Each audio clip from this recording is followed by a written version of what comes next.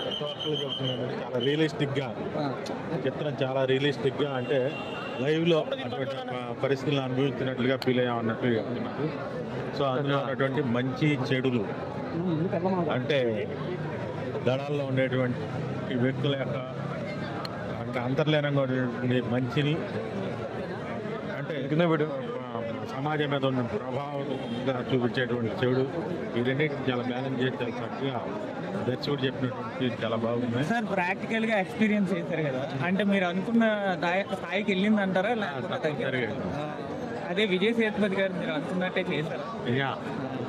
అంటే స్టోరీ మీరు అనుకున్నట్టే వచ్చింది అంటే ఎలా రియాక్ట్ అవుతుంది సార్? అంటే ఇప్పుడు నార్మల్గా ఎంతకన్నా ఎంతవరకు ఎక్స్పెక్ట్ చేస్తున్నారు మీరు సక్సెస్?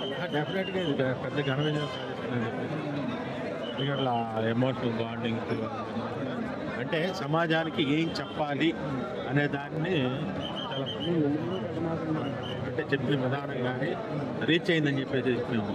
ఎంతవరకు కలెక్షన్ చేస్తున్నారు? కలెక్షన్ చెప్పే మనం చెప్పలేదు. సో ఇంకా సాయంత్రం అయితే కానీ టాక్ని పెట్టుకున్నాం.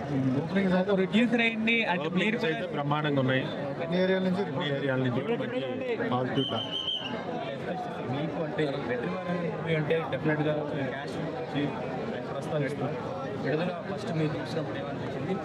పార్ట్ 2 చేయడానికి పార్ట్ 2 చేయడానికి ఆయన కథ అనుకున్నారు. దాన్ని కంప్లీట్గా చెప్పదలుచుకున్నటువంటి అంశాన్ని పార్ట్ 2లో చెప్పారు. తెలుగు ప్రేక్షకులు యాక్సెప్ట్ చేసేలా ఉంటారా? తెలుగు ప్రేక్షకులే యాక్సెప్ట్ చేసేలా సార్. ఒక ప్రొడ్యూసర్ అయ్యండి మీరు అనుకున్న స్థాయికి రీచ్ అవుతుందని అనుకుంటున్నాను. డెఫినెట్గా రీచ్ అవుతుంది. Okay, congrats sir.